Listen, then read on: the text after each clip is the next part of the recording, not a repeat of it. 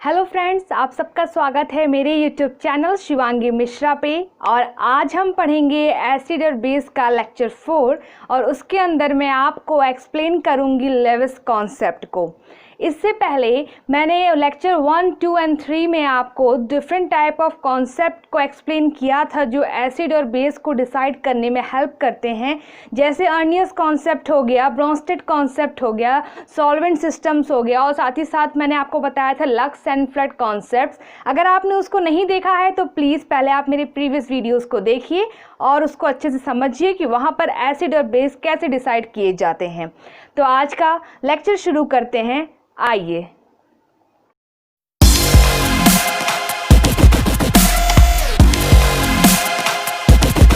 मैंने हेडिंग डाल रखी है लेविस कॉन्सेप्ट और उसके अंदर भी हमें एसिड और बेस डिसाइड करने की तरीका ही पढ़ना है कि लेविस ने किस तरह किस सब्सटेंस को एसिड कहा था और किस सब्सटेंस को बेस कहा था।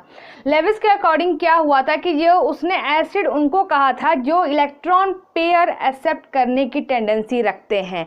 अभी तक सबने बात की थी कि H+ आयन की बात की थी, किसी ने ऑक्साइड के बारे में बात की, किसी ने सॉल्वेंट सिस्टम को यूज़ किया था, मगर लेविस ने इन सब को यूज़ ना करते हुए कुछ नया ही यूज़ किया। उसने लिया क्या, इलेक्ट्रॉन पेयर्स को यूज़ किया। उसने बोला कि जिसके पास इलेक्ट्रॉन पेयर एक्सेप्ट करने की क्षमता बहुत अच्छी है, कैपेसिटी और टेंडेंसी बहुत अच्छी है, उसको उसने एसिड कहा, राइट। और साथ में ये भी कहा कि mostly electron deficient molecules, ion और एलिमेंट्स जो इलेक्ट्रॉन डेफिशिएंट हो, जिनके पास इलेक्ट्रॉन की कमी हो, वो एसिड की तरह वर्क करते हैं। जैसा हो गया एग्जाम्पल मैंने लिख रखा है यहाँ पर BCl3, और जहाँ पर बोरॉन के पास इलेक्ट्रॉन डेफिशिएंट है, उसी तरह H+ एग्जाम्पल है कुछ इस एसिड के कि इस टाइप जिसके पास इलेक्ट्रॉन डेफिशिएंट हो, जिस मॉलिक्यूल या आयन के पास, वो ऐड करते हैं एसिड की तरह। अब बात करते हैं लेविस के अकॉर्डिंग बेस क्या थे। उसने कहा था कि जिसके पास इलेक्ट्रॉन पेयर डोनर हो, जो इलेक्ट्रॉन पेयर को डोनेट करने की क्षमता अधिक रखते हो, उनको उसने बेस कहा था। उसने क्या कहा था कि मोस्टली इलेक्ट्रॉन एफिशिएंट, जो इलेक्ट्रॉन एफिशिएंट थे, जिनके पास इलेक्ट्रॉन की भरमार थी। नॉर्मल आपके जो शेल्स होते हैं, आउटरमोस्ट शेल में 8 इलेक्ट्रॉन प्रेजेंट होने चाहिए, मगर जिसके पास 10 हो, 14 हो, ऐसे भी अधिक मात्रा में एक्सेस में अगर इलेक्ट्रॉन प्रेजेंट हो तो उसको इलेक्ट्रॉन एफिशिएंट कहते हैं, इलेक्ट्रॉन रिच कहते हैं। तो अगर वैसे इलेक्ट्रॉन रिच मॉलिक्यूल, एलिमेंट और आयन को उन्होंने बेस कहा था। अगर इलेक्ट्रॉन ज़्यादा होंगे तो वो आसानी से अपने इलेक्ट्रॉन देने में सक्षम होंगे, डोनेट करने की टेंडेंसी उनकी बहुत अच्छी होगी। एग्जाम्पल के रूप में मैं ले सकती हूँ अमोनिया और Cl-। अमोनिया के पास देखिए क्या लोन पेयर प्रेजेंट होता है, तो ये एक्सिस में जो इलेक्ट्रॉन प्रेजेंट होते हैं, इलेक्ट्रॉन पेयर है इसका। क्लोराइड के पास क्या है, माइनस ऊपर चार्ज लगा हुआ है, तो ये माइनस चार्ज इंडिकेट करता है कि उसके पास एक्स्ट्रा इलेक्ट्रॉन प्रेजेंट हैं, इलेक्ट्रॉन पेयर प्रेजेंट हैं। आइए फ्रेंड्स, अब क्या करते हैं कि लेविस कॉन्सेप्ट को थोड़ा सा एग्जाम्पल से और समझने की कोशिश करते हैं। जैसे लिख रखा है मैंने, reaction NH3 + H+ equal to, मुझे क्या प्रोडक्ट मिला है, NH4+ मिला है, ठीक है। अब इस रिएक्शन के अंदर मैं पता करती हूँ कि कौन लुईस लेविस बेस की तरह काम कर रहा है और कौन लुईस एसिड की तरह काम कर रहा है। जो NH3 है उसके पास आप देख रहे हैं कि लोन पेयर प्रेजेंट है। लोन पेयर एक एक्स्ट्रा इलेक्ट्रॉन पेयर प्रेजेंट है, तो उसके पास एक्स्ट्रा इलेक्ट्रॉन पेयर है, तो वो क्या करेगा, लुईस बेस की तरह वर्क करेगा। क्या लिख देंगे हम लोग, लुईस बेस लिख देंगे। अब बात करें H+ की। H+ के पास क्या है, आउटर मोस्ट शेल में 1 इलेक्ट्रॉन प्रेजेंट होता है, पॉजिटिव चार्ज लगते ही वो इलेक्ट्रॉन भी उसके पास से चला गया है, तो उसके पास इलेक्ट्रॉन की कमी है, इलेक्ट्रॉन डेफिशिएंट है H+। तो हमने पढ़ा था कि लेविस कॉन्सेप्ट के हिसाब से जिसके पास इलेक्ट्रॉन की कमी होती है इलेक्ट्रॉन पेयर की, तो वो एक्ट करता है लेविस एसिड की तरह। तो ये क्या हो गया, लेविस एसिड हो गया। अब ये लेविस बेस है, तो ये अपना, इसके पास एक्स्ट्रा इलेक्ट्रॉन है, तो अपने एक्स्ट्रा इलेक्ट्रॉन पेयर से दे देगा H+ को, मतलब लेविस एसिड को दे देगा, और ये क्या फॉर्म कर लेगा, NH4+ बना लेगा, अमोनियम आयन फॉर्मेशन कर लेगा। तो आपने देखा किस तरह को हम डिसाइड कर सकते हैं लेविस बेस कौन है, लेविस एसिड कौन है, रिएक्शन के अंदर कौन डोनेट करेगा और कौन एक्सेप्ट करेगा इलेक्ट्रॉन पेयर को। अब बात करते हैं अपना दूसरा एग्जाम्पल कैल्शियम ऑक्साइड। उसकी रिएक्शन मैंने SO3 के साथ कराई है और मुझे क्या मिला है, कैल्शियम SO4 मिला है। तो अब कैल्शियम ऑक्साइड को मैंने क्या कर दिया, ब्रेक डाउन करके लिख दिया है, calcium 2 positive and oxygen 2 negative लिख दिया है। और यहाँ पर क्या है, जो SO3 है वो न्यूट्रल है। तो अब क्या कर रहा है, जो कैल्शियम ऑक्साइड है तो उसमें ऑक्सीजन के पास क्या है, एक्सेस में इलेक्ट्रॉन प्रेजेंट है, right. Extra electron 2 electron pair present है, तो वो अपने ऑक्सीजन अपने इलेक्ट्रॉन पेयर किसको देगा, सल्फर को दे देगा। सल्फर को देते ही क्या हो जाएगा, यहाँ पर ये इसने इलेक्ट्रॉन दिया है तो ये ऐड करने लगेगा लुईस बेस की तरह,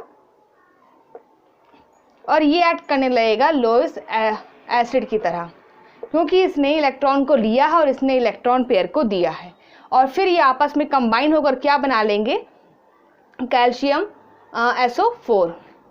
ये आपने देखा लुईस एसिड के बारे में, और लिख भी रखी स्टेटमेंट की substance having vacant orbital, underline कर देती हूँ मैं, वैकेंट ऑर्बिटल। अगर वैकेंट ऑर्बिटल होगा तभी एक्सेप्ट कर पाएगा इलेक्ट्रॉन पेयर्स को, राइट। अब इसके अंदर मैं बात करूँ तो सारे cations, all cations are Lewis acid. जितने भी कैटाइंस आपको दिखेंगे जिसपे पॉजिटिव चार्ज आपको नज़र आएगा, और जिस पॉजिटिव चार्ज तो ऑफकोर्स उसके पास वैकेंट ऑर्बिटल है तो इलेक्ट्रॉन एक्सेप्ट करेगा ही, तो वो सब ऐड करेंगे लुईस एसिड की तरह। अब कैटाइंस में भी कुछ लार्जर कैटाइंस हो सकते हैं, कुछ स्मॉलर कैटाइंस हो सकते हैं।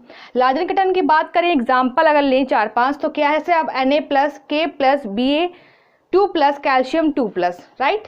तो वो सब लार्जर कैटाइन है, मगर वो एक्ट कैसे करेंगे, एसिड तो होंगे, मगर कौन से एसिड होंगे, वीक एसिड होंगे, वीक एसिड की तरह वर्क करेंगे आपके लार्जर कैटाइंस। और स्मॉलर कैटाइन की बात करूं मैं तो एग्जांपल हो गया जैसे H+ हो गया, Ag+ हो गया, Fe2+ हो गया, तो ये सब क्या हो गया आपके स्ट्रॉन्ग लुईस एसिड हो गए। अब बात करते हैं बेस के बारे में, तो substance with unshared electron in outer most energy level, बाहर वाले एनर्जी लेवल पे इतने अधिक अमाउंट में अगर इलेक्ट्रॉन प्रेजेंट हो जिनका शेयरिंग नहीं हुआ हो आपस में, मतलब आपके एक तरह से एक्स्ट्रा इलेक्ट्रॉन प्रेजेंट हो लोन पेयर की फॉर्म में, नेगेटिव चार्ज की फॉर्म में, तो वो आपके लुईस बेस कहलाएंगे। मैंने पहले भी एग्जांपल दे रखा आपको अमोनिया का, साथ ही साथ आपको यहाँ पर X- मतलब आप chloride minus, F-, iodine minus, इसके अलावा लिखा हुआ है क्या कि electron deficient, right, electron deficient compound. अब इलेक्ट्रॉन डेफिशिएंट कंपाउंड कौन से, central atom can expand it valence shell. Electron deficient compound जो होगा तो उसके अंदर जो सेंट्रल एटम होगा वो अपना वैलेंस शेल को एक्सपेंड करेगा, खोलेगा, राइट, उसको हम लुईस एसिड कह रहे हैं। सेंट्रल एटम है, उसने अपना क्या किया, central atom can expand its valence shell, अपने वैलेंस शेल को वो एक्सपेंड कर रहा है, खोल रहा है, जिससे वो एक्सेप्ट कर सके इलेक्ट्रॉन पेयर्स को, जो कोई देना चाहता हो वो दे सके उसको इलेक्ट्रॉन को, जिससे वो अपने ऑक्टेट को कंप्लीट कर सके, एक स्टेबल बन सके। इसलिए तो जैसे मैंने एग्जांपल लिया है BX3, यहाँ पर X आपका क्लोराइड हो सकता है, फ्लोराइड हो सकता है, आयोडाइड जो आप लेना चाहें वो ले सकते हैं, हैलोजन एटम्स कुछ भी हो सकता है यहाँ पर X की जगह। AlCl3 ले लिया है, इन दोनों को लिया तो इसमें देखा कि इसके पास 6 इलेक्ट्रॉन इन वैलेंस शेल। अब इनके पास 6 ही इलेक्ट्रॉन है, इनके आउटर मोस्ट शेल के अंदर केवल 6 इलेक्ट्रॉन है, तो अभी ये अनस्टेबल है। तो अपने आप को स्टेबल करने के लिए वो अपना ऑक्टेट कंप्लीट करेंगे, ऑक्टेट कंप्लीट करेंगे तो अपने जो वैलेंस शेल को उसको एक्सपेंड करेंगे, जिससे जो डोनर होगा वो इलेक्ट्रॉन देगा और ये अपने आप में स्टेबल हो पाएंगे। तो so accept the electron pair to complete it octet, अपने ऑक्टेट को कंप्लीट करना चाहते हैं इसलिए क्या करेंगे, इलेक्ट्रॉन पेयर को एक्सेप्ट करेंगे। ऑक्टेट कंप्लीट होगा तो ये स्टेबल फॉर्म में हो जाएंगे। जैसे BF3 है प्लस उसमें NH3 का रिएक्शन कराई तो ये क्या हुआ, NH3 ने अपने इलेक्ट्रॉन डोनेट किए किसको, BF3 को, और ये आपस में अब इसके पास क्या, इसका ऑक्टेट कंप्लीट हो गया तो ये पूरा कंपाउंड क्या हो गया कि स्टेबल कंपाउंड की फॉर्मेशन हो गई। सब अगले पॉइंट के बारे में बात करते हैं कि अगर कोई मॉलिक्यूल लिया हमने अब और कोई मॉलिक्यूल है, उस मॉलिक्यूल का जो सेंट्रल एटम है उस पर पार्शियल पॉजिटिव चार्ज हो, अगर पार्शियल पॉजिटिव चार्ज हो मतलब कि वो bonded to atom of different X through one और मल्टीपल बॉन्ड, मतलब जो सेंट्रल एटम हो उस पर पार्शियल पॉजिटिव चार्ज प्रेजेंट हो तो वो बॉन्ड बना सकता है, चाहे एक बॉन्ड बनाए चाहे मल्टीपल बॉन्ड बनाए। मल्टीपल बॉन्ड मतलब आपका डबल और ट्रिपल बॉन्ड कैसे फॉर्म कर सकता है किसी दूसरे एटम के साथ। जैसे एग्जांपल आप ले सकते हो CO2। CO2 के ऊपर क्या होता है, जो सेंट्रल एटम है CO2 का हम कैसे रिप्रेजेंट करते हैं, C double bond O, C double bond O, दोनों साइड डबल बॉन्ड में O प्रेजेंट होता है। तो ये हमारा पार्शियल पॉजिटिव हो जाता है, ये पार्शियल नेगेटिव, ये पार्शियल नेगेटिव हो जाता है। तो अब इसमें पार्शियल पॉजिटिव चार्ज आ रहा है तो ये लुईस एसिड की तरह वर्क करेगा, और OH में माइनस नेगेटिव चार्ज आ रहा है तो ये लुईस बेस की तरह वर्क करेगा, राइट। और दोनों ही जब आपस में रिएक्शन करते हैं तो मतलब ये लुईस एसिड है तो इसकी टेंडेंसी क्या है, सेंट्रल एटम की इलेक्ट्रॉन एक्सेप्ट करने की। तो ये लुईस बेस से इलेक्ट्रॉन लेगा और अपने जो क्या बोलते हैं अपनी ऑक्टेट को कंप्लीट करेगा। तो ये कैसे क्या फॉर्म कर देगा, तो क्या होगा, OH माइनस है वो इसकी वैकेंट साइड पे आके यहाँ पर लग जाएगा। तो इस तरह का ये कंपाउंड फॉर्मेशन कर लेता है। तो कहने का मतलब ये है कि केवल ऐसा नहीं हो कि इलेक्ट्रॉन वैकेंट हो, इलेक्ट्रॉन डेफिशिएंट हो तो वही केवल इलेक्ट्रॉन एक्सेप्ट करने की टेंडेंसी रखता है। तो कई बार क्या होता है कि इलेक्ट्रॉन डेफिशिएंट तो होता है मगर पार्शियल पॉजिटिव और नेगेटिव चार्ज प्रेजेंट होना भी किसी मॉलिक्यूल पे वो इंडिकेट कर सकता है कि वो लुईस एसिड की तरह वर्क कर रहा है। तो अगर किसी मॉलिक्यूल के सेंट्रल एटम के ऊपर पार्शियल पॉजिटिव चार्ज है तो वो लुईस एसिड की तरह वर्क कर रहा है। तो आपने देखा कि इस पूरे वीडियो के अंदर मैंने आपको लुईस कॉन्सेप्ट का हर एक पॉइंट एक्सप्लेन करने की भरपूर कोशिश की है कि कैसे लुईस कॉन्सेप्ट में कौन एसिड है कौन बेस है, क्या क्या उसके अंदर डीपली स्टडी भी की हम लोगों ने, थोड़ा सा उसका ओवरव्यू भी जाना है कि शॉर्ट में अगर हमें कोई दिख जाए कंपाउंड, मतलब आपको ऑड वन फाइंड करना हो या इवन वन फाइंड करना हो किसी क्वेश्चन के अंदर, आपको लुईस एसिड और लुईस बेस जैसा क्वेश्चन कई बार पूछ लेता है कोई एग्जाम में, तो आप इजिली आइडेंटिफाई कर सको। तो ये भी आपको मैंने बेसिक थोड़ा डीपली बताया कि स्ट्रॉन्ग एसिड और स्ट्रॉन्ग बेस पूछ लिया, लुईस एसिड लुईस बेस पूछ लिया जाए तो भी आप इजिली आइडेंटिफाई कर सकते हो कैटायन के बेसिस पे। उसके बाद मैंने आपको बात की कि मॉलिक्यूल का पार्शियल पॉजिटिव चार्ज हो तो फिर क्या कर सकते हैं। तो ये सब मैंने आपको इस पूरे वीडियो के अंदर पूरा एक्सप्लेन कर दिया है। फिर भी अगर आपको कोई डाउट रह जाता है तो प्लीज़ मुझे कमेंट सेक्शन में बताइए। आज के लिए दोस्तों बस इतना ही। नमस्कार।